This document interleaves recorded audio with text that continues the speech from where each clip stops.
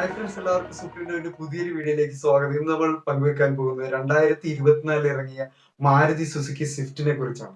അപ്പോൾ ഇത് വാങ്ങാൻ ഉദ്ദേശിക്കുന്ന ഒരു കസ്റ്റമറിന് ലഭിക്കുന്ന നേട്ടങ്ങളും അതുപോലെ തന്നെ സവിശേഷതകളുമാണ് ഇന്നത്തെ വീഡിയോയിലൂടെ ഞാൻ നിങ്ങളുമായിട്ട് പങ്കുവെക്കുന്നത്. ആദ്യം തന്നെ നമുക്ക് മാരുതി സുസുക്കി സ്വിഫ്റ്റിന്റെ സവിശേഷതകളിലേക്ക് കടക്കുന്നതിന് മുമ്പായിട്ട് തന്നെ കേരളത്തിൽ ഈ ഒരു വാഹനത്തിന്റെ ഏകദേശമുള്ള ഒരു ഓൺ റോഡ് പ്രൈസ് വരുന്നത് എന്താണെന്ന് നോക്കാം. അതായത് ഈ ഒരു വാഹനത്തിന് നമുക്കൊരു 5 വേരിയന്റ് ഉള്ളതായിട്ട് കണക്കാക്കാം. അതായത് LXi, VXi ഓപ്ഷണൽ, അതുപോലെ തന്നെ ZXi പ്ലസ് എന്നിവയാണ്.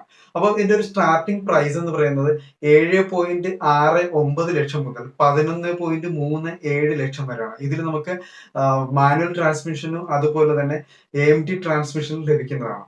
അപ്പോൾ ഇതിന്റെ ഒരു മറ്റൊരു പ്രധാന പ്രത്യേകത എന്ന് പറഞ്ഞാൽ മാരുതി സുസുക്കി സ്വിഫ്റ്റ് നമുക്ക് കസ്റ്റമറിനായിട്ട് തന്നെ ലോ വേരിയന്റ്, അതായത് ബേസ് വേരിയന്റ് തൊട്ട് തന്നെ നമുക്ക് ഡ്യുവൽ എയർ ബാഗ്സ് ഫ്രണ്ടിൽ വരുന്നുണ്ട്. അതുപോലെ തന്നെ സൈഡ് കർട്ടൺ എയർ ബാഗ്സ് നൽകുന്നുണ്ട്. അപ്പോൾ കൂടുതൽ സേഫ്റ്റി ഫീച്ചേഴ്സ് ആണ് കസ്റ്റമറിന് മാരുതി പ്രൊവൈഡ് ചെയ്യുന്നത്. അത് നമ്മുടെ മാരുതി സുസുക്കി സ്വിഫ്റ്റിലൂടെ.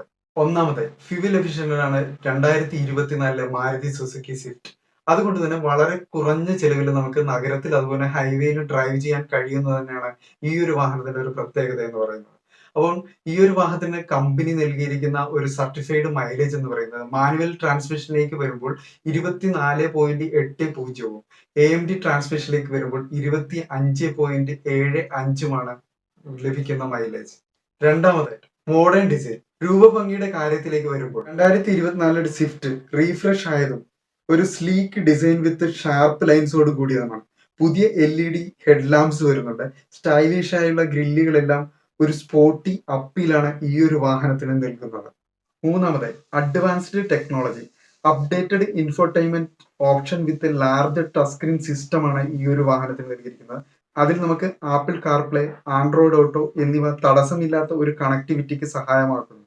നാലാമത് പെർഫോമൻസ്, ഇംപ്രൂവ് ചെയ്ത എഞ്ചിൻ, ബെറ്റർ പവർ ഔട്ട്പുട്ടും മെച്ചപ്പെട്ട ഡ്രൈവിംഗ് ഡൈനാമിക്കും ഒരു ഫൺ ഡ്രൈവും വളരെ റെസ്പോൺസീവ് ഡ്രൈവിംഗ് എക്സ്പീരിയൻസ് നമുക്ക് ഉറപ്പാക്കുന്നു.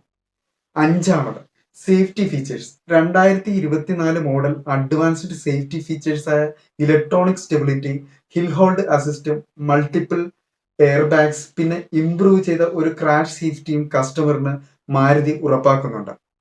ആറാമതായിട്ട് നോക്കുകയാണെങ്കിൽ കംഫർട്ട് ആൻഡ് സ്പേസ്, ഉയർന്ന നിലവാരമുള്ള വസ്തുക്കൾ കൊണ്ട് നിർമ്മിച്ചിരിക്കുന്ന ഉൾഭാഗവും ക്യാബിൻ സ്പേസും ഡ്രൈവർക്കും യാത്രക്കാർക്കും നല്ല സുഖപ്രദമായ ഒരു യാത്ര ഒരുക്കുന്നു.